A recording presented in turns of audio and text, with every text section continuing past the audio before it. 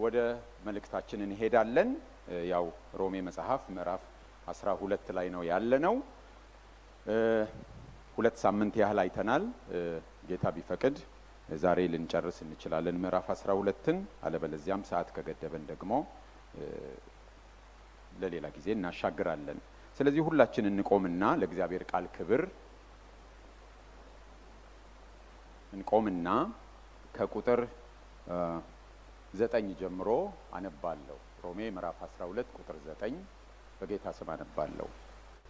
ፍቅራችሁ ያለ ግብዝነት ይሁን፣ ክፉን ነገር ተጸየፉት፣ ከበጎ ነገር ጋር ተባበሩ፣ በወንድማማች መዋደድ እርስ በርሳችሁ ተዋደዱ፣ እርስ በርሳችሁ ተከባበሩ፣ ለሥራ ከመትጋት አትለግሙ፣ በመንፈስ የምትቃጠሉ ሁኑ፣ ለጌታ ተገዙ፣ በተስፋ ደስ ይበላችሁ፣ በመከራ ታገሱ፣ በጸሎት ጽኑ፣ ቅዱሳንን በሚያስፈልጋቸው እርዱ፣ እንግዶችን ለመቀበል ትጉ፣ የሚያሳድዷችሁን መርቁ እንጂ አትርገሙ፣ ደስ ከሚላቸው ጋር ደስ ይበላችሁ፣ ከሚያለቅሱም ጋር አልቅሱ፣ እርስ በርሳችሁ በአንድ ሐሳብ ተስማሙ፣ የትዕቢትን ነገር አታስቡ፣ ነገር ግን የትሕትናን ነገር ለመስራት ትጉ፣ ልባሞች የሆናችሁ አይምሰላችሁ፣ ለማንም ስለ ክፉ ፈንታ ክፉን አትመልሱ፣ ለሰው ሁሉ ፊት መልካም የሆነውን አስቡ፣ ቢቻላችሁ በእናንተ በኩል ከሰው ሁሉ ጋር በሰላም ኑሩ።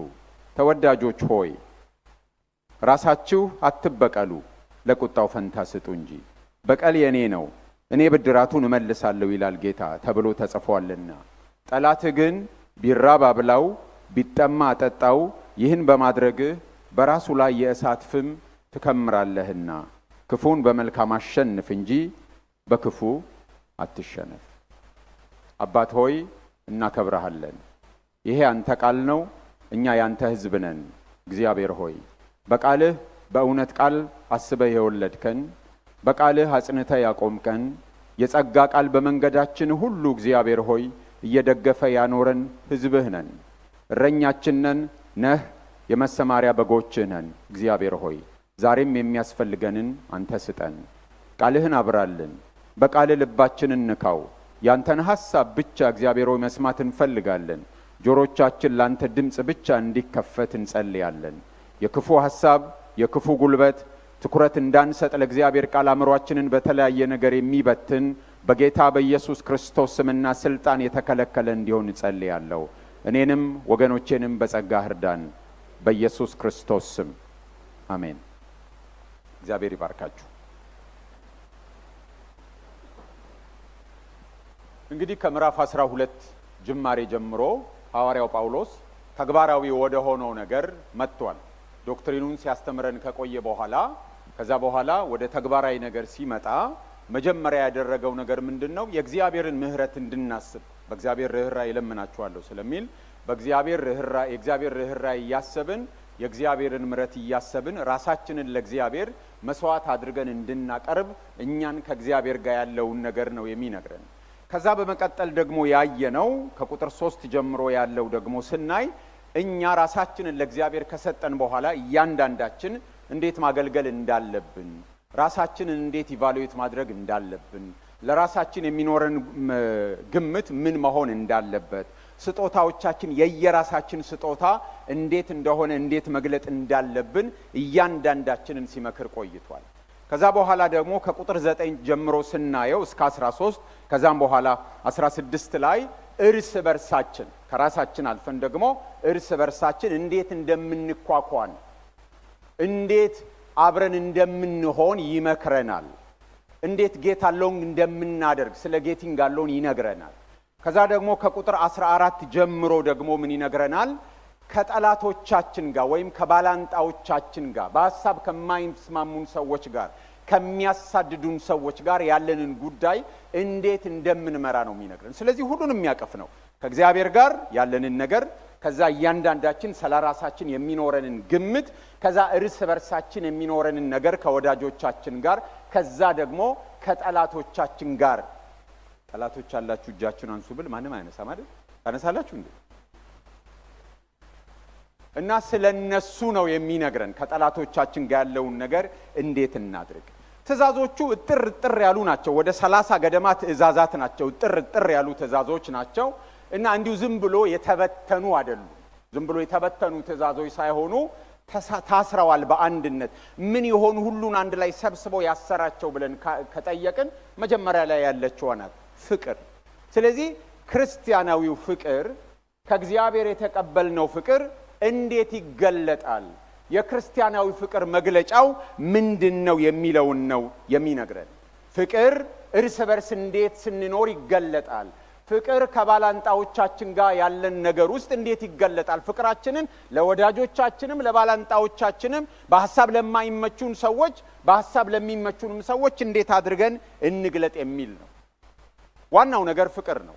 ሐዋርያው ጳውሎስ በአንደኛ ጢሞቴዎስ ምዕራፍ 1 ቁጥር 5 ላይ የትእዛዝ ፍጻሜ ግን ከንጹህ ልብና ከበጎ ሕሊና ግብዝነትም ከሌለበት እምነት የሚመጣ ፍቅር ነው ይላል። ስለዚህ ይሄ ግብዝነት የሌለው ፍቅር ቁጥር 9 ላይ እሱን ነው መሰረት አድርጎ የሚያስቀምጠው። ሐዋርያው ጳውሎስ እነዚህ ነገሮች እንዴት ኦርጋናይዝ እንዳረጋቸው ከአንደኛ ቆሮንቶስ ምዕራፍ 12 እና 13 ጋር ልናይ እንችላለን። አንደኛ ቆሮንቶስ ምዕራፍ 12 እና 13 ላይ የአካል ብልቶች መሆናችንን ባለፈው እንዳየነው ይናገራል። ከዛ ደግሞ ስለ ጸጋ ስጦታዎቻችን ይናገራል። ከዛ ከሰዎች ጋር ስላለን ነገር፣ ከዛ ከሁሉ የሚበልጠው ፍቅር እያለ ይናገራል። ጊዜ ስለሚገድበን ወደዛ አንሄድም። ፍቅር እንዴት ነው የሚገለጠው ለሚለው ጥያቄ ቁጥር 9 ይነግረናል። ፍቅራችሁ ያለ ግብዝነት ይሁን። ፍቅር የእግዚአብሔር ፍቅር ነው። በሮሜ መጽሐፍ በተደጋጋሚ ሲነገረን የነበረው እስካሁን። አሁን ሐዋርያው ጳውሎስ ከኛ ወደ ሌሎች የሚመጣውን ፍቅር ነው የሚነግረን። ፍቅራችሁ ያለ ግብዝነት ይሁን። ዘመኑ ስለ ፍቅር ብዙ የሚወራበት ነው። እግዚአብሔርን የማያውቁ ሰዎች ስለ ፍቅር ብዙ ይናገራሉ። ስለ ፍቅር ለመናገር ክርስቲያን መሆን አያስፈልግም። እምነት ያለው መሆንም አያስፈልግም። ሁሉ ስለ ፍቅር ያዜማል። የምናያቸው ፊልሞች ስለ ፍቅር፣ የምናነባቸው መጽሐፍ ስለ ፍቅር፣ መዝሙሮች ስለ ፍቅር፣ ስብከቶች ስለ ፍቅር። ፍቅር የማያውቅ ሰው ብዙ ያለ አይመስለኝም። ሁሉም ያላልኩት አንዳንድ ሰዎች ለማፍቀር የተሳናቸው ሊሆኑ ይችላሉ ብዬ ስለምጠረጥር ነው። ፍቅር ሰዎች የሚወድቁበት ነገር ነው አይደል? በፍቅር ወደቁ ስለሚባል ሰዎች ፍቅር ምንድነው ሲባል ስለሚወድቁበት ነገር ነው የሚናገሩት። ፍቅር ምንድነው ለሚለው ጥያቄ ሐዋርያው ጳውሎስ አጭር በሆኑ ትእዛዛት ክርስቲያናዊው ፍቅር የትኛው እንደሆነ ነው የሚነግረን። ቬግ አይደለም ክርስቲያናዊው ፍቅር። በፍቅር ስም ብዙ የሚደረጉ ነገሮች አሉ። በፍቅር ስም ሰዎችን ከውድቀታቸው እንኳን ከኃጢአታቸው እንኳን ለመገሰጽ ሰዎች አቅም ያጣሉ።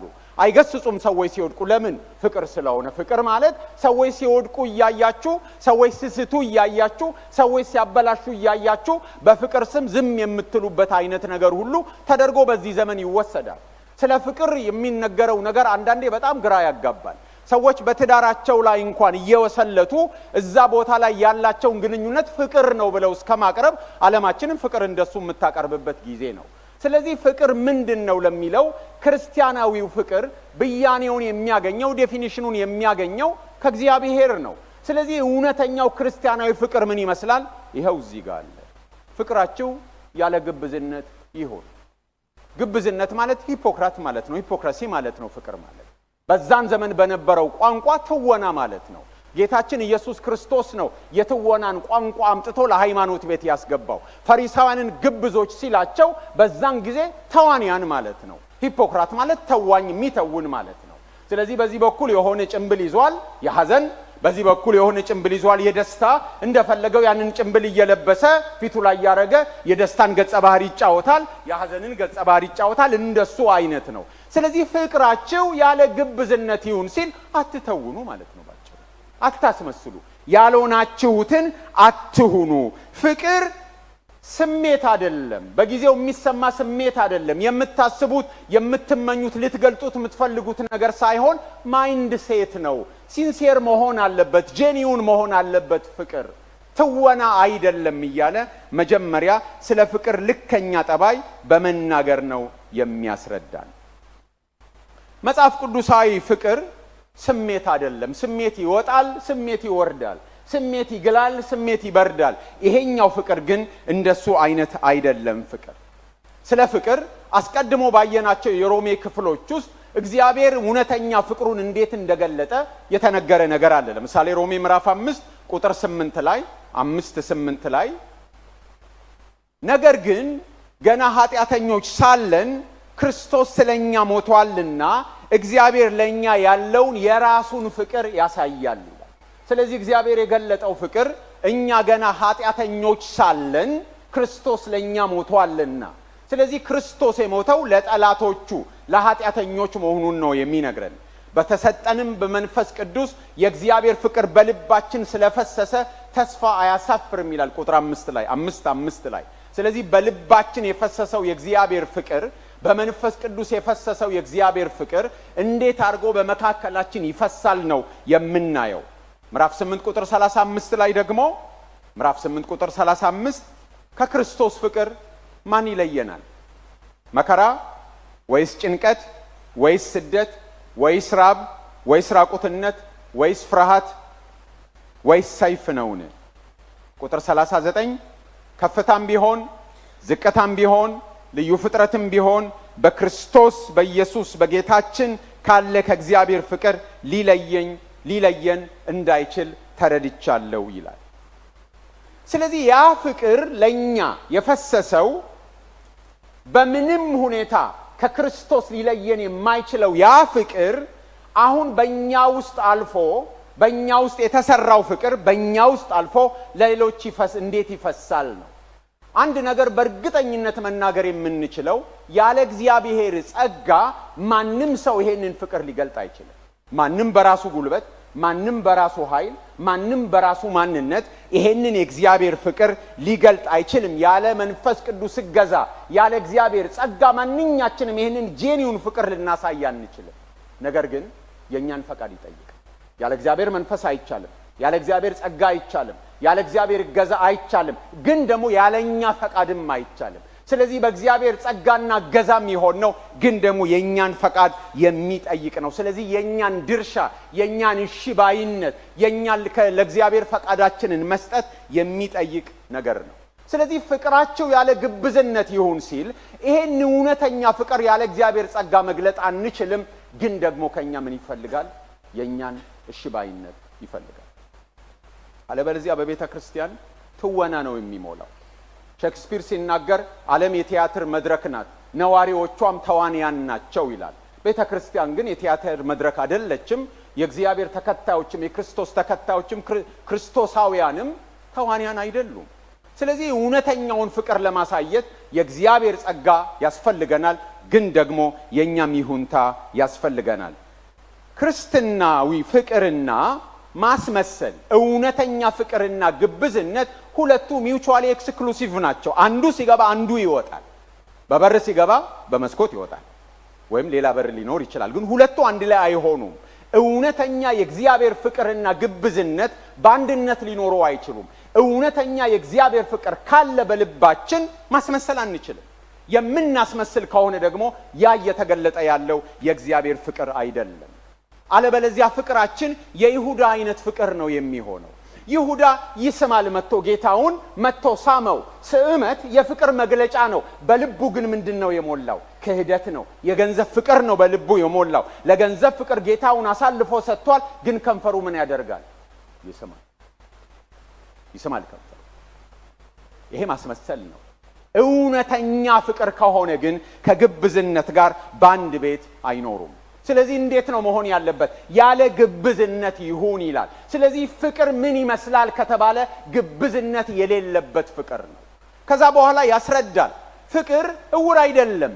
ፍቅር የማያይ አይደለም።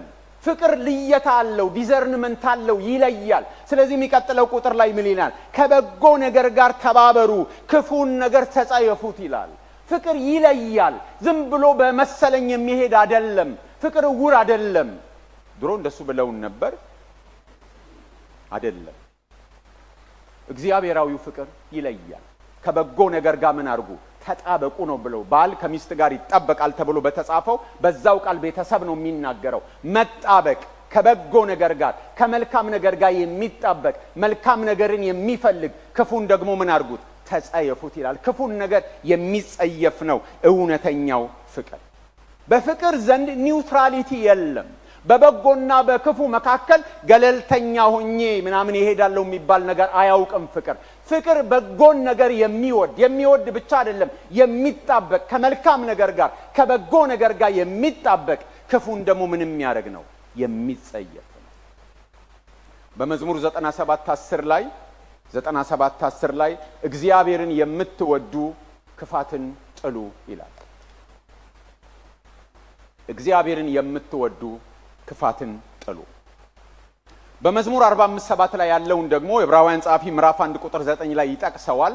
ስለ ጌታችን ስለ ኢየሱስ ክርስቶስ ሲናገር ጽድቅን ወደድህ አመጽንም ጠላህ፣ ስለዚህ እግዚአብሔር አምላክ የደስታን ዘይት ከባልንጀሮች ይልቅ ነው አይደል? የደስታን ዘይት አፈሰሰብህ ቀባህ እያለ ይናገራል። ጽድቅን ወደድህ አመጻን ምን አረክ? ጠላ።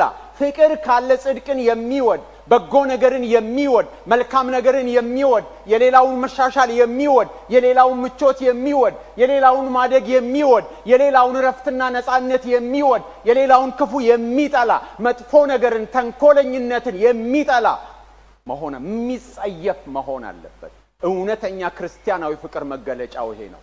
ከበጎ ነገር ጋር የሚጣበቅ ክፉን ነገር ደግሞ የሚጸየፍ መሆን አለበት። በጎ ከሆነው ጋር ተጣበቁ፣ ተቆራኙ እያለ ይናገራል አዲሱ መደበኛ ትርጉም። ከዛ ስለ ወንድማማች መዋደድ ይናገራል። በወንድማማች መዋደድ እርስ በርሳችሁ ተዋደዱ፣ እርስ በርሳችሁ ተከባበሩ፣ ለሥራ ከመትጋት አትለግሙ፣ በመንፈስ የምትቃጠሉ ሁኑ፣ ለጌታ ተገዙ እያለ ይናገራል። ቤተሰባዊ ፍቅር ጊዜ ስለሚገድበን ነው እንጂ ስለ ፊላደልፊያ ስለ ስቶርጌ ነው እዚህ ጋር የሚያወራው። ቤተሰባዊ የሆነ ወንድማማች ፍቅር፣ በቤተሰብ መካከል ካለ ፍቅር የሚያንስ ፍቅር አይደለም የክርስቶስ ፍቅር። ምክንያቱም እኛም ቤተሰብ ነን፣ የእግዚአብሔር ቤተሰቦች ነን። አንድ መንፈስ የጠጣን በአንዱ አካል ውስጥ የገባን የአንድ ቤተሰብ አካላት ስለሆንን በመካከላችን ያለው መዋደድ ቤተሰባዊ መዋደድ መሆን አለበት። ስለኛ እየተናገረ እርስ በርስ ተዋደዱ፣ በወንድማማች መዋደድ ተዋደዱ፣ ተከባበሩ እያለ እየተናገረ መሃል ላይ ለጌታ ተገዙ ብሎ ይናገራል። አሁን ስለኛ አልነበር እንዴ ሲናገር የነበረው? በመንፈስ የምትቃጠሉ ሁኑ እያለ ይናገራል። አሁን ስለኛ ሲናገር ቆይቶ ስለ እርስ በርስ ግንኙነታችን ለምንድን ነው ለጌታ ተገዙ ያለው ብንናገር፣ እርስ በርስ ያለን መከባበር፣ እርስ በርስ ያለን መዋደድ ለማን መገዛት ስለሆነ ነው? ለእግዚአብሔር መገዛት ስለሆነ። ለምንድን ነው እርስ በርስ የምንዋደደው? ለምንድን ነው እርስ በርስ የምንከባበረው? ለምንድን ነው ወንድማማች መዋደድ የሚያስፈልገን ከተባለ ይሄ ለእግዚአብሔር መገዛት ነው። ለእግዚአብሔር መገዛት መገለጫው ይሄ ነው። ጌታ ሆይ ልቤ በፍቅር ነዷል፣ ቦግ ብሏል፣ ተቃጥዬልሃለሁ ብለን ወንድማችንን ገፍተን የምናልፍ ከሆነ ለሰላምታ እንኳን የሚቸግረን ሰዎች ከሆነ የምንናገረው ነገር እውነት አይደለም። ወይ ማራዶቹ እንደሚሉት ሳክስ ነው። ይቅርታ፣ እውነት አይደለም። ጌታ ሆይ ልቤ ነዷል በፍቅር ተቃጥያለሁ፣ ላንተ እገዛለሁ፣ እዚህ ሲዘመር እወድሃለሁ ብለን እየዘለልን ለሰላምታ እንኳን አቅቶን ተገፋፍተን የምናልፍ ሰዎች ፍቅራችን እውነተኛ አይደለም። ለጌታ ተገዙ። ምክንያቱም ለእግዚአብሔር መገዛታችን የሚገለጠው እርስ በርስ ባለን ግንኙነት ውስጥ ነው። መሀል ላይ ለጌታ ተገዙ ያለው አምልጦት አይደለም። ሐዋርያው ጳውሎስ በመንፈስ ቅዱስ ተመርቶ የጻፈው ለእግዚአብሔር መገዛት መገለጫው እርስ በርስ ያለን ግንኙነት በመሆኑ ነው። እንወድሃለን ጌታ ሆይ ብለን ዘምረን ታች ለሰላምታ ግን ተኮሰተትረን ስንተያይ ተገፋፍተን ስንተላለፍ እውነት አይደለም። ለጌታ ተገዙ። ይሄ ማለት ሰዎች አያሳዝኑንም ማለት አይደለም። ይሄ ማለት ሰዎች ቅር አያሰኙንም ማለት አይደለም። ይሄ ማለት ብረስ ለበስነን እኛ ምንም ቅሬታ አያድርብንም ማለት አይደለም። ሲያድርብን መጽሐፍ ቅዱሳዊ መንገድ ምንድነው? ቀጥታ ሄደን አዝኜብሃለሁ፣ አሳዝነሽኛል፣ ስለዚህ በዚህ ነገር ቅር ተሰኝቻለሁ ብሎ መጠየቅና ሶልቭ ማድረግ ነው። ሊሆን ይችላል፣ ላይሆን ይችላል። ስንጠይቅ መፍትሄ ልናገኝ እንችላለን፣ መፍትሄ ላናገኝ እንችላለን። ታች ዝቅ ብለን እናየዋለን። ከኛ የሚጠበቀው ነገር ግን ይሄንን ማድረግ ነው። አስቆጥተኸኛል፣ አሳዝነኸኛል፣ አሳዝነሽኛል፣ አስቆጥተሽኛል፣ ስለዚህ ቅር ተሰኝቻለሁ ማለት እንጂ ጌታ እወድሃለሁ ብሎ እጅ ዘርግቶ ዘምሮ እጅ መዘርገት ክልክል ነው ሲባል ደግሞ እጅ በኪስ ከታችሁ እኔ ዘርግቻ አልዘመርኩም እጅ በኪስ ከትቼ ነው እንዳትሉ፣ ከእጅ አቅጣጫ ጋር ሳይሆን እግዚአብሔርን አመልካለሁ ከማለት ጋር ነው የሚመጣው። ይሄ ፍቅር የሚፈተንበት ስፍራ ነው። ፍቅራችን እውነተኛ ነው አይደለም የሚፈተንበት ስፍራ ነው። ይሄን ካላረግን በፈተናው ወድቀናል። ወድቀናል በፈተና። ቀጥሎ ምን ይላል? እርስ በርሳችሁ ተከባበሩ ይላል። ተከባበሩ። ሁላችን መከበርን እንፈልጋለን። መከበር የማይፈልግ ሰው የለም። ሁላችን እንፈልጋለን፣ ግን የበለጠ ክብር እንድንሰጥ ነው የሚጠይቀን። እንዲያው አዲስ ትርጉም ምን ይላል? ለመከባበር ተሽቀዳደሙ ይላል። ለመከባበር ተሽቀዳደሙ። አዲሱ መደበኛ ትርጉም አንዱ ሌላውን ከራሱ በማስበለጥ እርስ በርሳችሁ ተከባበሩ ይላል። ይሄ መከባበር ማህበራዊ ሚዛንን የጠበቀ፣ ይሄ መከባበር ጉድኝነት የጠበቀ፣ ጉድኝትን ግምት ውስጥ የከተተ፣ ይሄ መከባበር የሆነ ዓለማዊ ሚዛንን የሚከተል አይደለም። ይሄ መከባበር መንፈሳዊ ነው። ይሄ መከባበር የሆነ ክላስ የሆነ ሃይራርኪ ያለበት አይደለም። ይሄ መከባበር የሆነ የግሩፕ አባልነት ቡድንተኛነትን ያካተተ አይደለም። ይሄ መከባበር ጄኒውን የሆነ ለመከባበር ተሽቀዳደሙ፣ አንዱ ሌላውን የበለጠ ምን ያርገው ነው የሚለው፣ ያክብረው ነው የሚለው። ለማክበር ተሽቀዳደሙ፣ ሌላውን የበለጠ ለማክበር ነው የሚለው። መንፈሳዊ ግለታችንም መብረድ የለበትም። እውነተኛ ፍቅር ይሄንን ያደርጋል። መከባበር በአብ በወልድና በመንፈስ ቅዱስ መካከል ዓለም ሳይፈጠር የነበረው ክብር መከባበርም የነበረበት ፍቅር ነው። ለዚህ ነው ጌታችን ኢየሱስ ክርስቶስ በዮሐንስ ወንጌል ምዕራፍ 17 ላይ ምን አለ? ዓለም ሳይፈጠር ስለወደድከኝ ይላል ቁጥር 5 እና ቁጥር 24 ላይ። ከዛ በኋላ ዓለም ሳይፈጠር ስለወደድከኝ የሰጠኸኝን ክብር ይላል። ያኔ በአሐዱ ስሉስ አምላክ መካከል የነበረው ፍቅር አንድነትና መከባበርም ያለበት ነው። ፍቅር ካለ ምን ሊኖረው ይገባል ማለት ነው? መከባበር ሊኖር ይገባል። ፍቅር ሌላ፣ መከባበር ሌላ አይደለም። እውነተኛ ፍቅር የሚገለጠው በመከባበር ነው። ሁላችን መከበር እንፈልጋለን። ለሌላው ደግሞ የበለጠ ክብር መስጠት አለብን። ቀድመን ለማክበር መፈለግ አለብን። ለመከባበር ተሽቀዳደሙ ነው የሚለው። እውነተኛ ፍቅር በጋለ ስሜት ለጌታ መገዛትን ይጨምራል። በመንፈስ የምትቃጠሉ ሁኑ ነው የሚለው። ይሄ ስሜታችን ሊበርድ አይገባም።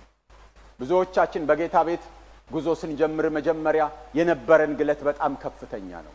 ከዛ ሲቆይ አወቅን ይሁን ወይ ደግሞ ተዋወቅን ይሁን ወይ ደግሞ ምን እንደሆነ አላቅም፣ ድሮ እያልን የምናወራቸው ነገሮች ነው እንጂ አሁን ያለው ነገር እሱን አይደለም። አቤት የነበረኝ ግለት፣ አቤት የነበረኝ በቃ ይሄ እሳቱ። አሁን ግን ምን ሆነ? የዛሬ 10 ዓመት አርሴናልን ሲደግፍ ልቡ የሚቃጠል ሰው ዛሬም እየተቃጠለ አሉ።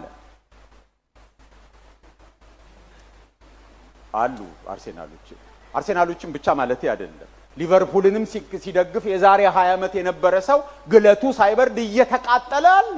ማንቸስተርንም የሚደግፍ እየተቃጠለ አለ። ለጌታ ሲሆን እንዴት ነው የሚበርደው ግለቱ? ለሌላ ነገር ያለን ነገር እንደነበረ እንዲያውም እየጨመረ አንዳንዱ እየባሰብን ይሄዳል። ለጌታ ያለን ፍቅር እንዴት ነው የሚበርደው? ማወራው ስለ ስሜት አይደለም፣ ትጋትን ነው።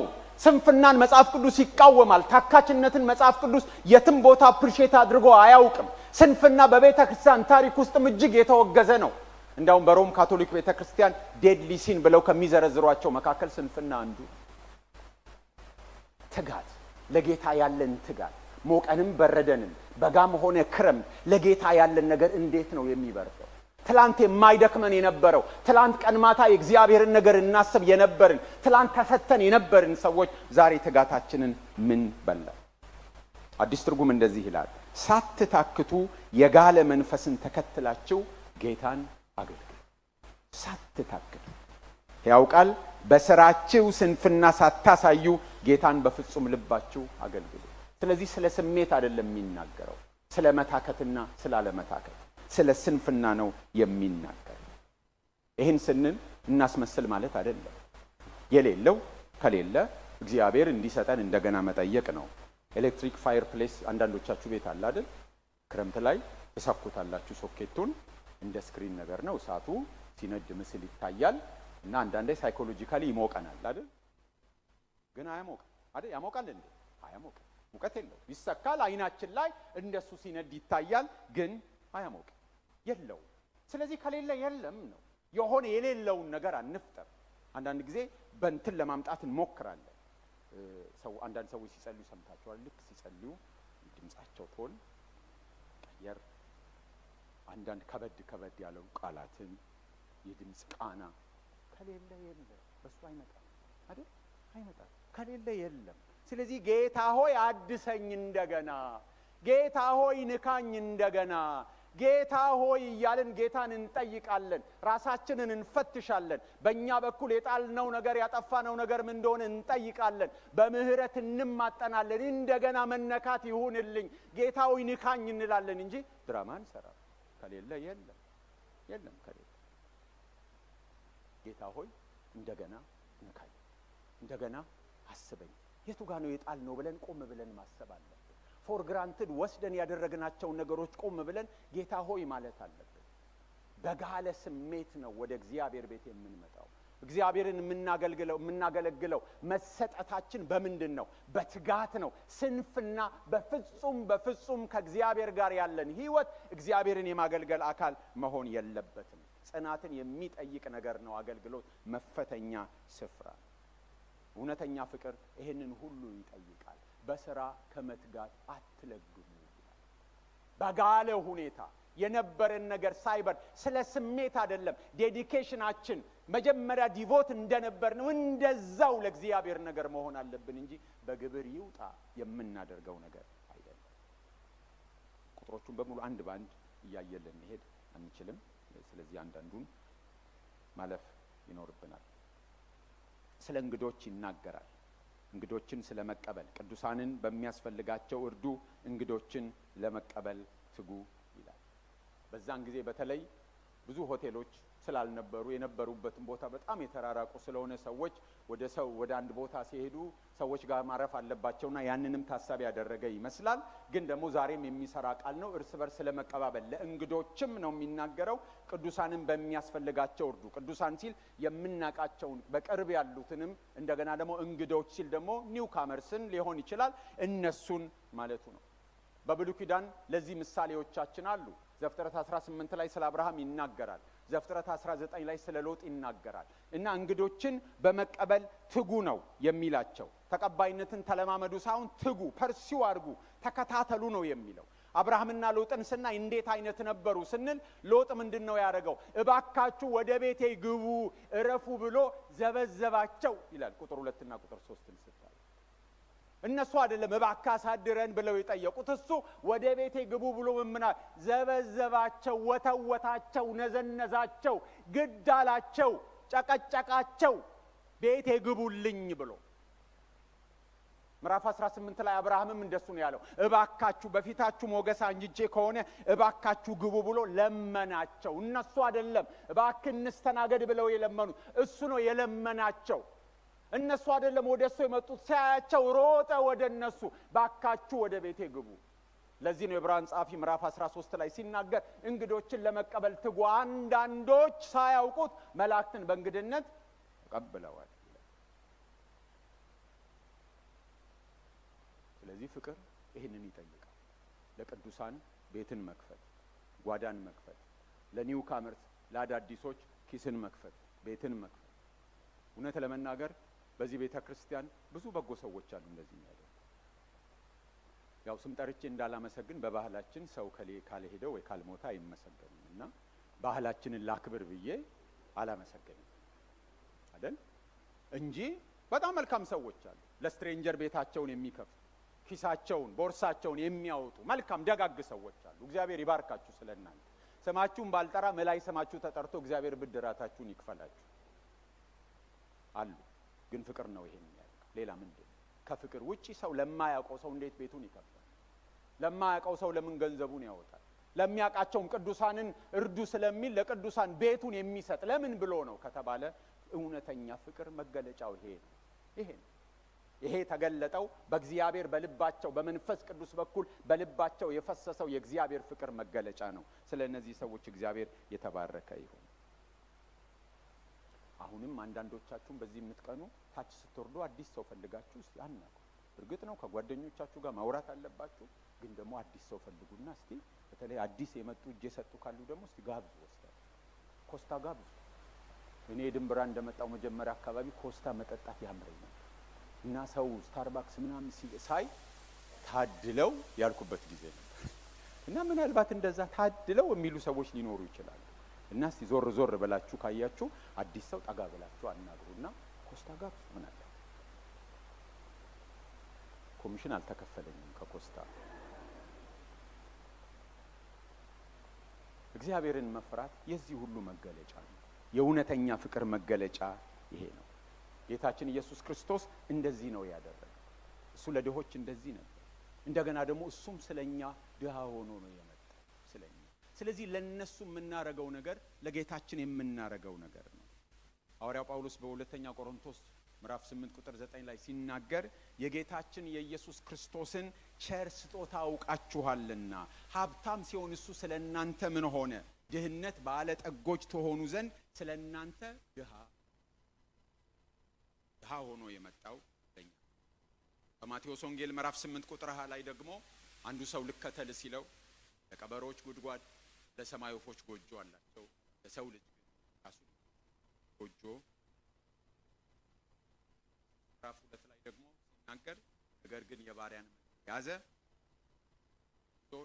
ምስሉም ምሳሌ ሆኖ ራሱን ባዶ አደረገ፣ በምስሉም እንደ ሰው ተገኝቶ ራሱን አዋረደ፣ ለሞትም ይኸውም የመስቀል ሞት የታዘዘ ሆነ። ድሃ የሆነው ባሪያ የሆነው ስለኛ ነው። የድሆችን ኑሮ ኖሮታል። ስለዚህ እኛ ለድሆች የምናረገው ለማን የምናረገው ነው? ለጌታ የምናረገው ነው። ጌታችን ኢየሱስ ክርስቶስ ሲመጣ አንዳንዶቹን ይጠይቃቸዋል። ተርቤ አላበላችሁኝም፣ ታርዤ አላለበሳችሁኝም፣ ታስሬ አልጠየቃችሁኝም ሲላቸው መች ተርበ አየን፣ መች ታርዘ አየን፣ መች ተጠምተ አየን ሲሉት ለነዚህ ለታናናሾች የምታረጉት ለማን እንዳረጋችሁት ነው? ለኔ የምታረጉት ነው። ይህንን ለሆነ ጊዜ ብቻ አስቀምጣችሁ የሚፈጸመው የሆነ አይነት ነገረ ፍጻሜ መነጽር አጥልቃችሁ በዚህ ጊዜ ብቻ ነው፣ ሌላ ጊዜ እንደሱ አይደለም ካላችሁ ተሳስታችኋል። ሁል ጊዜም ለድሆች የምናረገው ለማን የምናረገው ነው? ለእግዚአብሔር የምናረገው።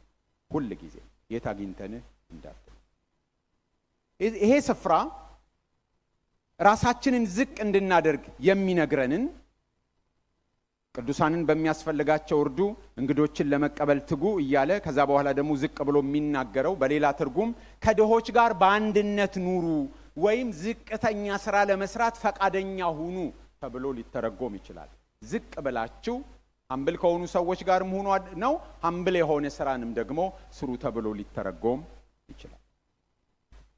በአንድ ሐሳብ ተስማሙ።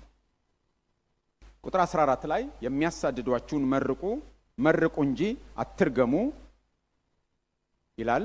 ከዛ በኋላ ደስ ከሚላቸው ጋር ደስ ይበላችሁ፣ ከሚያለቅሱም ጋር አልቅሱ፣ እርስ በርሳችሁ በአንድ ሐሳብ ተስማሙ፣ የትዕቢትን ነገር አታስቡ፣ ነገር ግን የትህትናን ነገር ለመስራት ትጉ፣ ልባሞች የሆናችሁ አይምሰላችሁ ይላል። ቁጥር 14 ላይ ያለውን ከቁጥር 17 ጋር ልናያይዘው እንችላለን። ቁጥር 15 ደግሞ ከቁጥር 14 ጋር ይሁን ከቁጥር 16 ጋር አውዱ ወዴት እንደሚመራን መገመት እንችላለን። ቁጥር 14 ላይ ምን ይላል? የሚያሳድዷችሁን መርቁ እንጂ አትርገሙ። ይሄ ፐርሲኪዩት ስለሚያረጓቸው በሮም የነበሩ ክርስቲያኖችን ስለሚያሳድዷቸው ነው የተጻፈው። ቁጥር 17 ጀምሮ ያለውም እስከ መጨረሻው ድረስ ከነሱ ጋር ያለውን ነገር ነው የሚናገረው። ስለ ጠላቶች ያልኩትን ማለት ነው። ከጠላቶች ጋር ይሰማል?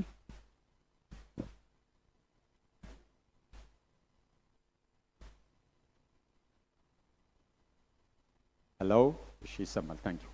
እንዳልደበድብ ብዙዎች አንዳንዴ አደባደባቸውን ሳይ እጃቸው ላይ ብትን እንዳይሉሉ ሳቀቃለሁ እዛ ሆኜና በዚህ አጋጣሚ አትደብድቡ ለማለት ነው። ይረግፋል።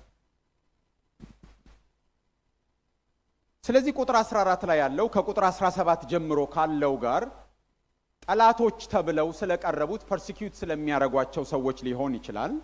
ቁጥር 16 እና 15 ግን ከላይኞቹ ጋር የተያያዘ ሊሆን ይችላል። ቁጥር 15 ጥያቄ አለው። ምክንያቱም የሚያሳድዷችሁን መርቁ እንጂ አትርገሙ ሲል ስለ ጠላቶች ነው። አትርገሙ፣ መርቁ። የሚያሳድዷችሁን መርቁ። እንደመረቃችሁ ከፈለጋችሁ አሳዱኝ ለማለት ነው። ቀልድ ነው፣ አደራችሁ። ግን ክፉን በክፉ አትመልሱ የሚለው እሱን ነው የሚናገረው። ስለዚህ ደስ ከሚላቸው ጋር ደስ ይበላችሁ፣ ከሚያለቅሱም ጋር አልቅሶ የሚለው ከቁጥር 14 ጋር ከተያያዘ እያወራ ያለው ስለ ጠላቶች ነው ማለት ነው። ስለዚህ ጠላቶችን አትርገሙ፣ መርቁ፣ ሲያዝኑ እዘኑ፣ ሲደሰቱ ተደሰቱ ሊሆን ይችላል። ቁጥር 15ን ከቁጥር 16 ጋር ካገናኘነው ደግሞ የሚያወራው ስለ እርስ በርሳችን ስለሆነ እርስ በርሳችን ሐዘናችንን መካፈል፣ ደስታችንን መካፈል፣ ከዛ በኋላ ደግሞ በአንድ ሐሳብ መስማማት፣ የትዕቢትን ነገር አለማሰብ ከሚለው ነገር ጋር የተያያዘ ሊሆን ይችላል። ቁጥር 15ን እንግዲህ ደመራው ወዴት እንደሚወድቅ ለዛሬ በዚህ ሁኔታ ጥያቄ እንዳረኩ አልፈዋለሁ። የትዕቢትን ነገር አታስቡ፣ ደስ ከሚላቸው ጋር ደስ ይበላችሁ፣ ከሚያለቅሱም ጋር አልቅሱ ይላል። ለአንዳንድ ሰዎች ከሚያለቅሱ ጋር ማልቀስ ይቀላል። ለአንዳንድ ሰዎች ደግሞ ከሚደሰቱ ሰዎች ጋር መደሰት ይቀላል። ዋናው ነገር ግን ልበ ደንዳኖች አትሁኑ ነው የሚለው። የሰውን ደስታ ለመካፈል፣ የሰውን ሐዘን ለመካፈል ልበ ደንዳኖች አትሁኑ። ይሄ ከቁጥር 16 ጋር የተገናኘ ከሆነ ሐዋርያው ጳውሎስ በአንደኛ ቆሮንቶስ 12:26 ላይ ከሚለው ጋር ይስማማል። አንድም ብልት ቢሰቃይ ሌሎች ብልቶች ሁሉ ከእርሱ ጋር ይሰቃያሉ፣ አንድ ብልትም ቢከብር ሌሎች ብልቶች ሁሉ ከእርሱ ጋር ይከብራሉ ከሚለው ጋር ይገናኛል። ከጠላቶች ጋር የሚገናኝ ከሆነም ተመሳሳይ ነገር ነው። ክፉን በክፉ አትመልሱ፣ መልካምን በመልካም መልሱ ከሚለው ጋር ነው። ስለ ጠላቶቻችን ላውራ፣ ጊዜ እየሄደ ስለሆነ። የሚያሳድዷችሁን መርቁ እንጂ አትርገሙ። ቁጥር 17 ለማንም ስለ ክፉ ፈንታ ክፉን አትመልሱ፣ ለሰው ሁሉ በሰው ሁሉ ፊት መልካም የሆነውን አስቡ። ቢቻላችሁስ በእናንተ በኩል ከሰው ሁሉ ጋር በሰላም ኑሩ። ተወዳጆች ሆይ ራሳችሁ አትበቀሉ፣ ለቁጣው ፈንታ ስጡ እንጂ በቀል የኔ ነው፣ እኔ ብድራቱን እመልሳለሁ ይላል ጌታ ተብሎ ተጽፏልና። ጠላት ግን ቢራብ አብላው፣ ቢጠማ አጠጣው። ይህን በማድረግ በራሱ ላይ የእሳት ፍም ትከምራለህና ክፉን በመልካም አሸንፍ እንጂ በክፉ አትሸነፍ። እነዚህ አራት ክፍሎች ተመሳሳይ ነው። ቁጥር 14 ላይ አትርገሙ፣ ቁጥር 17 ላይ በክፉ አትመልሱ፣ ቁጥር 19 ላይ አትበቀሉ፣ ቁጥር 20 ላይ በክፉ አትሸነፉ የሚለው ተመሳሳይ ነው። ምን አይነት ምላሽ ነው የምትሰጡት? አጸፋችሁ ምንድን ነው? ሲያሳድዷችሁ አጸፋችሁ ምንድን ነው? ክፉ ሲያደርግባችሁ አጸፋችሁ ምንድን ነው? ሲበድሏችሁ አጸፋችሁ ምንድን ነው የሚለውን ነው። ይሄ በዋናነት የጌታችን ትምህርት ላይ የተራራው ስብከት ላይ ቤዝ ያደረገ ነው። በክፉ ፈንታ ክፉን ስላለመመለስ የሚወዷችሁን ውደዱ፣ የሚጠሏችሁን ጥሉ እንደተባለ ሰምታችኋል፣ እኔ ግን እላችኋለሁ እያለ ያስተማረውን እሱን ነው የሚናገረው። ስለዚህ በዚህ ቦታ የተነገረው ምላሽ ናቹራል ምላሽ አይደለም፣ ሱፐር ናቹራል ምላሽ ነው። በተፈጥሮ የሚቀናል ብድር መመለስ ነው። ከልጅነታችን ጀምሮ ኮትኩተው ያሳደጉን እንደሱ ነው። የሆነ ነገር ከመታን ቱበል አይደል፣ ከዛ ግጥም ነው። ስለዚህ ከዛ በኋላ ሰከንደሪ ኔቸር ስለሚሆን አናስብም። የሆነ ነገር ሲሆን ይቀመስል ማለት አናስብም። ከአእምሯችን እጃችን ይፈጥናል አንዳንድ ጊዜ። ስለዚህ ናቹራሊ እኛ ተኮትኩተን ያደግነው ለመልስ ምት ነው። ስለዚህ ይሄ ነገር ሱፐር ናቹራል ነው። ማንም የሚበድለው ሊመርቅ አይችልም፣ የሚያሳድደው ሊመርቅ አይችልም፣ ክፉ ሲያደርግበት መልካም ማድረግ አይችልም ሰው ናቹራሊ። ነገር ግን በእግዚአብሔር እርዳታ የሚቻል ነገር ስለሆነ እየተጠየቅን ያለነው እሱ ነው። ብድር መመለስ እኮ ደስ ይላል። አገኘሁት አገባሁለት ማለት ደስ ይላል፣ ለስጋ ደስ ይላል። ግን ምንድን ነው? ኃጢአት ነው፣ ኃጢአት ነው። እግዚአብሔር የሚወደው ነገር አይደለም። እግዚአብሔር የሚለው ምንድን ነው? የሚያሳድዷችሁን መርቁ፣ የሚረግሟችሁን መርቁ እያለ ነው የሚናገረው። ክርስቲያናዊ ፍቅር መፈተኛው ስፍራ ይሄ ነው። የሚያሳድዷችሁ ይመቿችሁ አይደለም የሚለው። የማይመቹኝ ሰዎች አሉ፣ እኔ የሚሰሩት ነገር ሁሉ ያስደስታችሁ አይደለም የሚለው። የሚሰሩት የማያስደስተኝ ሰዎች አሉ። የሚናገሩት ነገር በሙሉ እንደማር ይጣፍጣችሁ አይደለም። ጨርሶ የሚጎመዝዝ ንግግር ሊኖራቸው ይችላል አሉ። ግን ምን አድርጓቸው ነው የሚለው? ክፉን በክፉ አትመልሱ፣ መርቋቸው፣ ባርኳቸው። ባርኳቸው ሲባል እግዚአብሔር ይባርካችሁ በሉ አይደለም። የመውደድ ግዴታ አለ። አዎ ጎርብጦናል፣ አዎ አልተመቸንም። ነገር ግን ምን ማድረግ አለብን? በእኛ በኩል መጥላት አይገባንም። ክፉን በክፉ መመለስ አይገባንም በጭራሽ። ከኛ የሚጠበቀው ምንድን ነው? ቢቻላችሁ በእናንተ በኩል ከሰዎች ሁሉ ጋር በሰላም ኑሩ ነው የሚለው። ከሰው ሁሉ ጋር በሰላም መኖር አይቻልም። ምክንያቱም አንዳንዱ ሰው ሰላም ስትጠይቁት ለሰላም የሚያስቀድመው የሚያመጣው ቅድመ ሁኔታ በጭራሽ ሊፈጸም የሚችል አይደለም። ስለዚህ ቢቻላችሁ ነው ያለው። ምክንያቱም ስለ ሰላም ሁለት ወገኖችን ይፈልጋል። ስለዚህ ምን ይል? ቢቻላችሁ። በማን በኩል? በእናንተ በኩል። ስለዚህ ለሰላም ኢኒሺዬሽኑን ማን ነው መውሰድ ያለበት? እናንተ ናችሁ። እኛንን መውሰድ ያለበት። ያሳዘናችሁን ሰው ለሰላም እናንተ ቢቻላችሁ በእናንተ በኩል ስላል እናንተ ሄዳችሁ ቅር ተሰኝቻለሁ፣ ተቆጥቻለሁ፣ አዝኛለሁ፣ ተበድያለሁ ብላችሁ ቢቻላችሁ በእናንተ በኩል ሰላም ለመፍጠር ሞክሩ። በእናንተ በኩል ያለውን ጨርሱ። ሊሆን ይችላል፣ ላይሆን ይችላል። እናንተ ግን ተጠያቂዎች መሆን የለባችሁ። ቢቻላችሁ ከማን ጋር? ከሰው ሁሉ ጋር፣ ከአማንያንም ከኢአማንያንም ጋር ማለት ነው። ከወዳጆቻችሁም ከባላንጣዎቻችሁም ጋር ማለት ነው። ቢቻላችሁ ክርስቲያኖች ለሰላም መኖር አለባቸው። የእግዚአብሔር ፍቅር የገባቸው በመካከላቸውም በውጭ ካሉትም ጋር የሰላም ሰዎች መሆን አለባቸው። ለሰላም ተነሳሽነቱን ማን ይውሰድ? እኛ እንውሰድ። ለክብራችን መታገል የለብንም። ለክብራችን ለኢጎ መታገል የለብንም። በዚህ ቦታ እንደሱ ነው የሚለው። በራሳችሁ ልባሞች የሆናችሁ አይምሰላችሁ ይላል ቁጥር 16።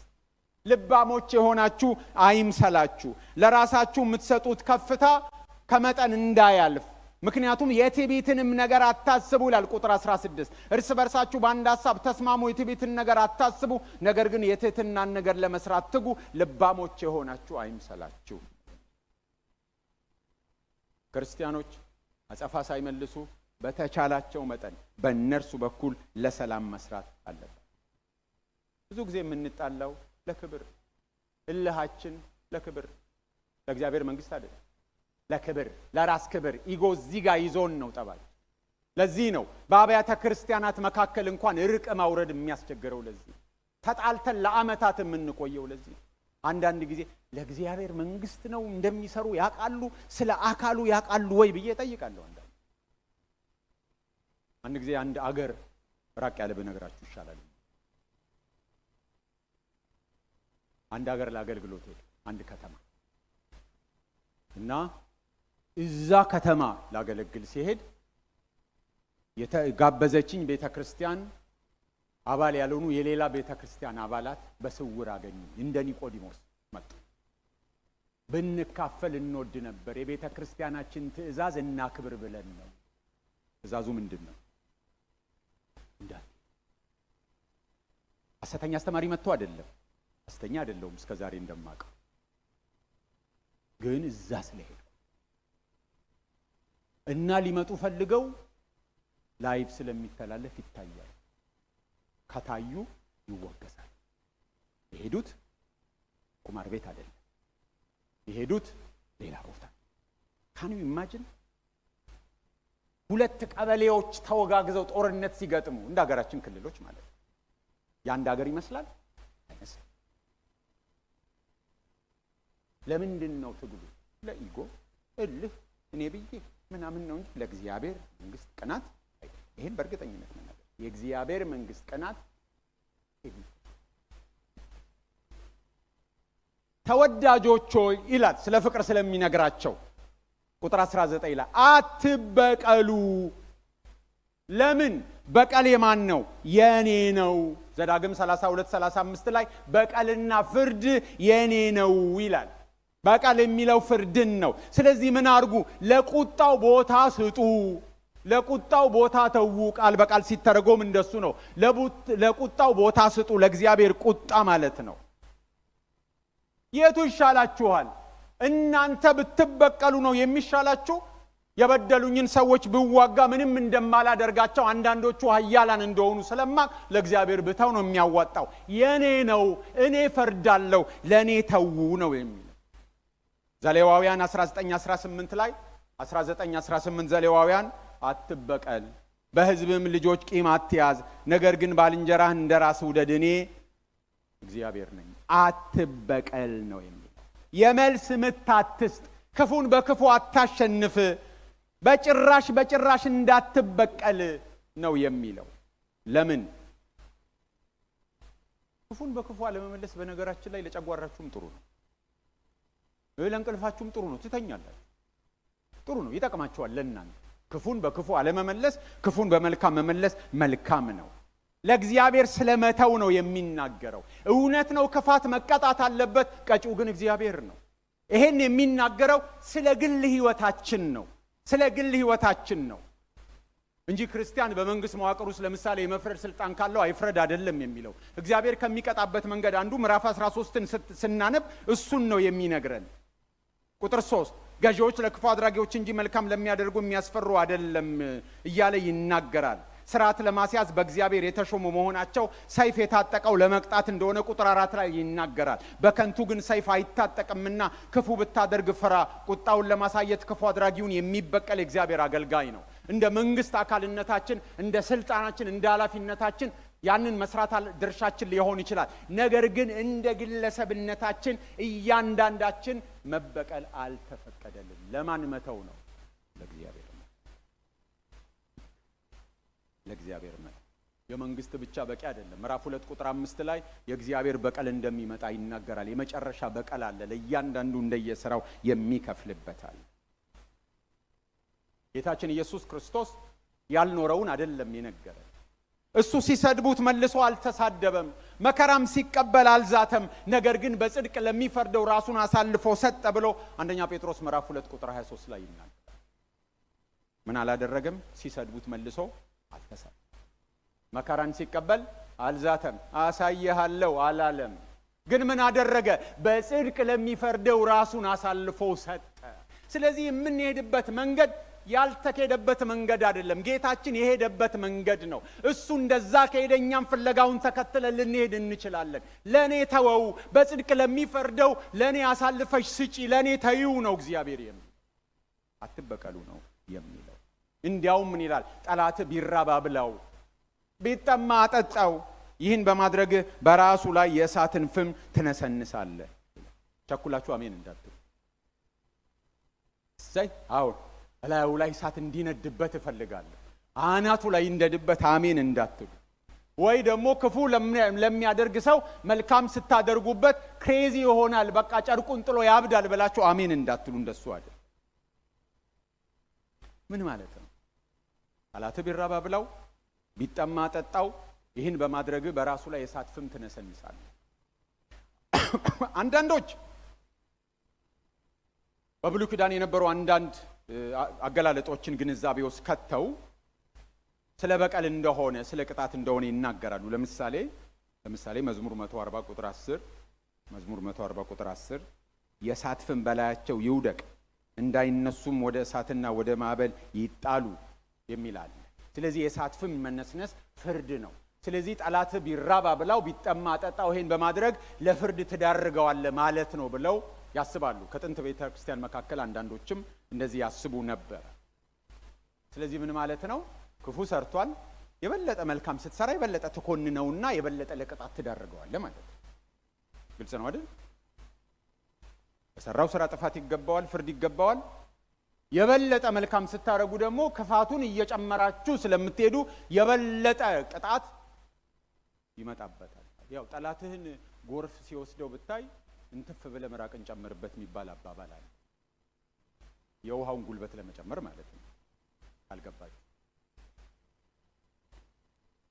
አንዳንዶች ይሄንን ከፍ ካለው ቁጥር ጋርም ያገናኙታል። እንደዚህ ነው የሚለው ቁጥር 19 ተወዳጆች ሆይ ራሳችሁ አትበቀሉ፣ ለቁጣው ፈንታ ስጡ እንጂ በቀል የኔ ነው። ለቁጣው በቀል።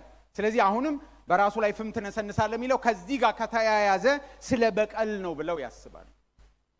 ግን ደግሞ በሌላ መልኩ ከቁጥር 21 ጋር ስናያይዘው ደግሞ እያወራን ያለነው ቁጥር 20 ነው።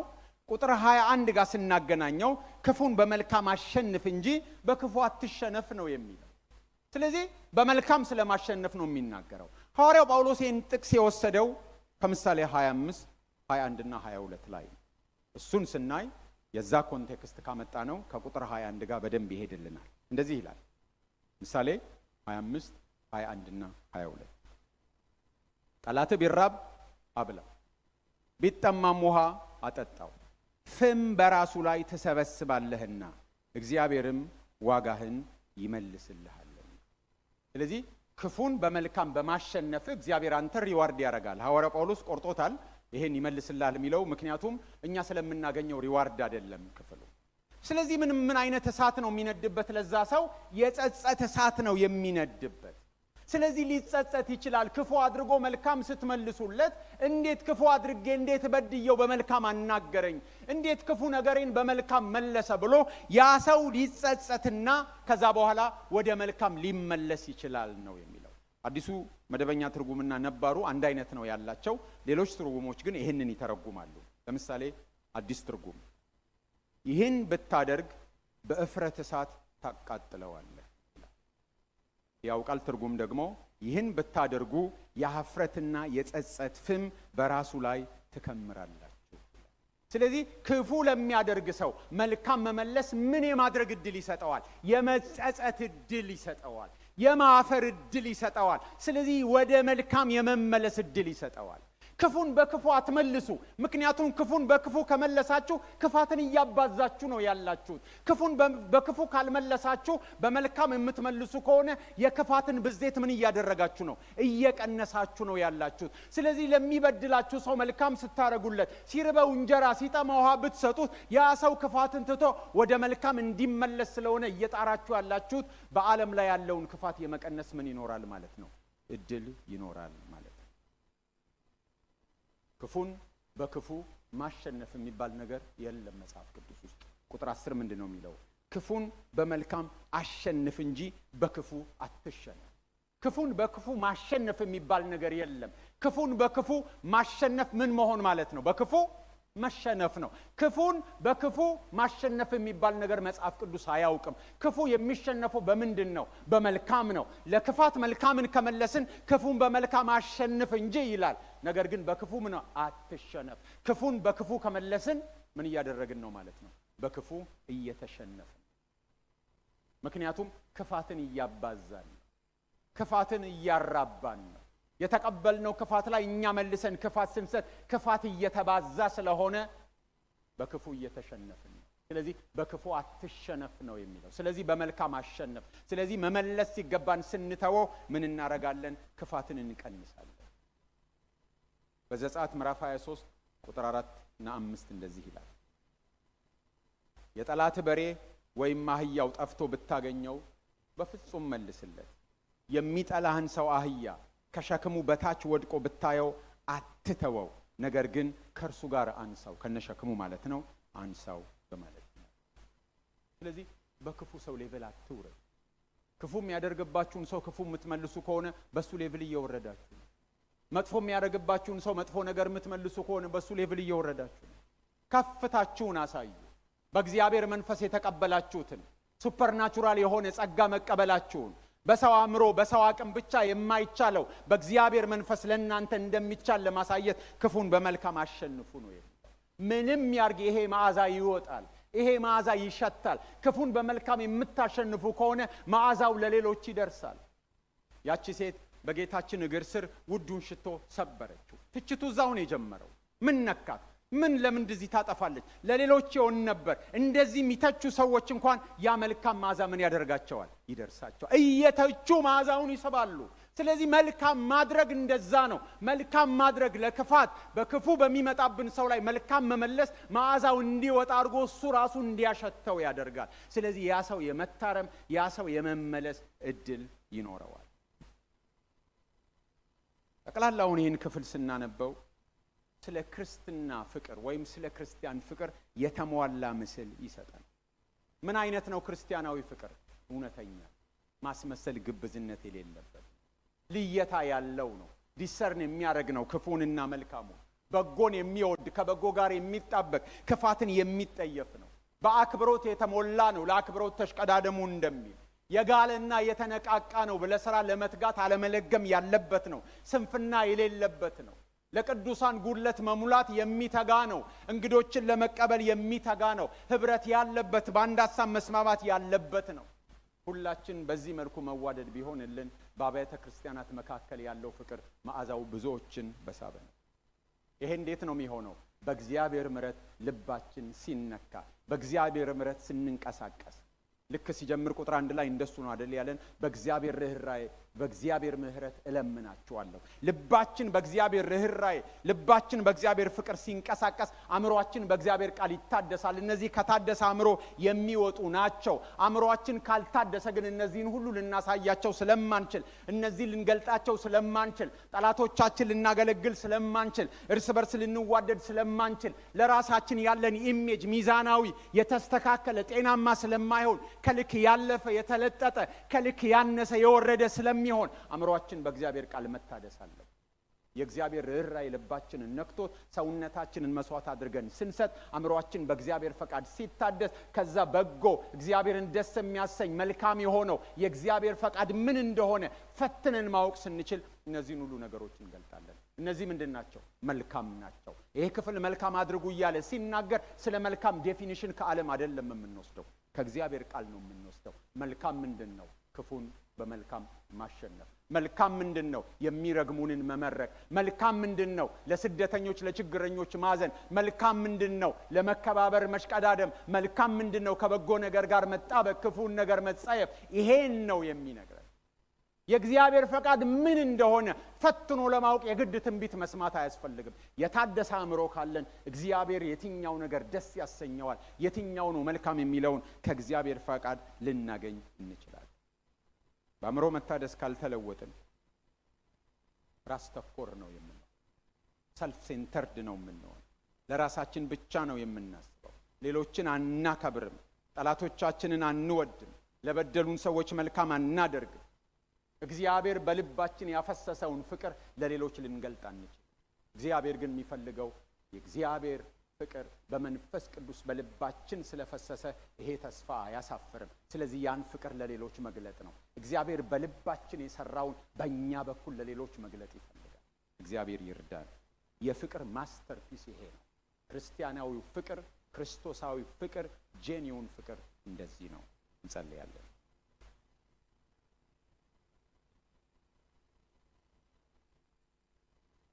ይሄ ሱፐርናቹራል ነው።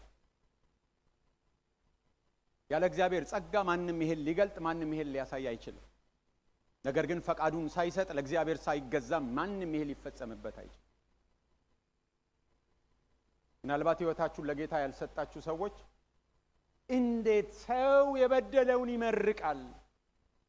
እንዴት ክፋት ተፈጽሞበት የበደለውን ሰው ቢራብ አብልጦ ቢጠማ ጠጥቶ ይሸኛል? እንዴት ለምትሉ የእግዚአብሔር ፍቅር ልባችሁን ሲነካው እንደዚህ ነው። ገና ጠላቶች ሳላችሁ እግዚአብሔር ልጁን ክርስቶስ ኢየሱስን ስለናንተ ሞት ሰጥቷል። ስለናንተ ኃጢአት፣ ስለኛ ኃጢአት ልጁን ኢየሱስ ክርስቶስን ሰጥቶ ጠላትነትን አጥፍቶ ወዳጆች አድርጎናል። ስለዚህ እግዚአብሔር በልባችሁ ያለውን የመበቀል ፍላጎት፣ የቂም ፍላጎት ከልባችሁ ነቅሎ እንደዚህ አይነቱን ሱፐርናቹራል የሆነ ሌላ ተፈጥሯዊ የሆነ ጠላትን የመውደድ ፍላጎት በልባችሁ እንዲጨምር ጌታ ኢየሱስን ወደ ልቤ ግባ ማለት ብቻ ነው።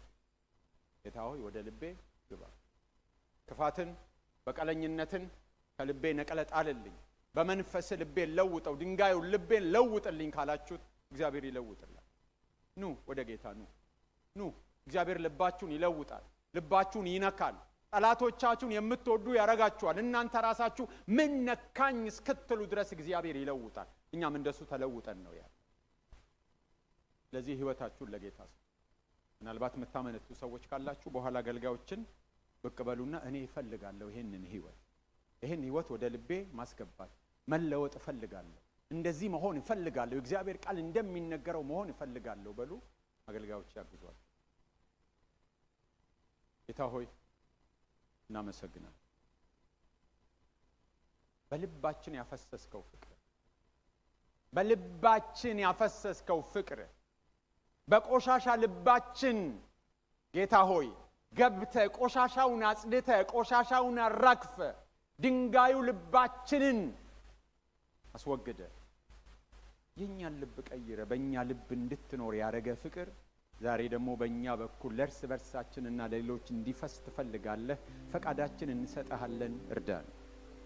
መዋደድ እንፈልጋለን ቃልህ እንደሚለው፣ መከባበር መተዛዘን እንፈልጋለን ቃልህ እንደሚለው፣ የትዕቢትን ነገር አስወግደን ትሑታን መሆን እንፈልጋለን ቃልህ እንደሚለው፣ በክፋት ጌታ ሆይ ለክፋት ክፋትን በመመለስ በክፋት መሸነፍ አንፈልግም። እግዚአብሔር ሆይ መልካም በማድረግ ሰዎች ተጸጽተው ወደ መልካም እንዲመጡ ለማድረግ እንፈልጋለን። በእኛ የሰራኸው በእኛ ለሌሎች እንዲደርስ እንፈልጋለን። ፈቃዳችን እንሰጥሃለን። አግዘን። አንተ ልታግዘን ሁሌ ዝግጁ ነህ። አንተ ልትሰራብን ሁሌ ዝግጁ ነህ። እግዚአብሔር ሆይ ጸጋ ሁል ጊዜም ያለ ነቀፋ በልግስና የምትሰጠው ነው። ነገር ግን ፈቃዳችንን ከልክለን ከነበር እግዚአብሔር አምላካችን ሆይ በደላችንን ይቅር በለን፣ መተላለፋችንን ይቅር በለን። ልባችንን ከቂም አጽዳ፣ ልባችንን ከቁርሾ አጽዳ። ጌታ ሆይ ልባችንን ከቁጣ አጽዳ። የሰላም ሰዎች ቢቻለን በእኛ በኩል ጌታ ሆይ ሰላም ፈላጊዎች እንድንሆን ይህንን ዛሬ መተግበር እንድንጀምር እርዳ። ጌታ ሆይ በዚህ ጉባኤ መካከል ያሉ በተለያዩ ሰዎች ያዘኑ ሰዎች ዛሬ እንዲጀምሩ ጌታ ሆይ ዛሬ አዝኜብሃለሁ ማለት ዛሬ እንዲጀምሩ፣ አዝኜብሻለሁ ማለት ዛሬ እንዲጀምሩ ልባቸው እንድታነሳሳ ጸልያለሁ። ዛሬ በእምነት እግዚአብሔር ሆይ ስምህን እጠራለሁ። ልባቸው የከበደባቸው ሰዎች ቢቻላቸው ከሰዎች ጋር በሰላም እንዲኖሩ ቃል እንደሚያዝ ዛሬ የሰላምን እርምጃ እንዲራመዱ ዛሬ በእነሱ በኩል ያለውን ነገር ጌታ ሆይ መራመድ እንዲችሉ አቅም እንድትሰጣቸው ጉልበት እንድትሰጣቸው ጸልያለሁ። ለቃልህ እንዲገዙ ለቃልህ እንዲሸነፉ ለመልእክትህ እንዲሸነፉ እግዚአብሔር አምላካችን ሆይ ቃልህ ጉልበት እንዲሆናቸው ዛሬ መራመድ እንዲችሉ አቅም እንድትሰጣቸው ጸልያለሁ። ቃልህ ይሰራል። እግዚአብሔር ሆይ ቃልህ ልብን ይሰረስራል። ቃልህ ልብን ይመረምራል። ነፍስና መንፈስን ይለያል። ጅማትና ቅልጥምን አጥንትን ይለያል፣ ይገባል፣ ውስጣችንን ይመረምራል። እግዚአብሔር ሆይ በቃልህ መኖር እንድንችል ነገ አይደለም ጌታ ሆይ ዛሬ መጀመር እንዲችሉ የተቸገሩ ሰዎችን ሁሉ እንድታግዛቸው ጸልያለሁ። ይህን ስለምታደርግ ተመስገን። ክብር ሁሉ ለስምህ ይሁን በጌታ በኢየሱስ ክርስቶስ ስም። እግዚአብሔር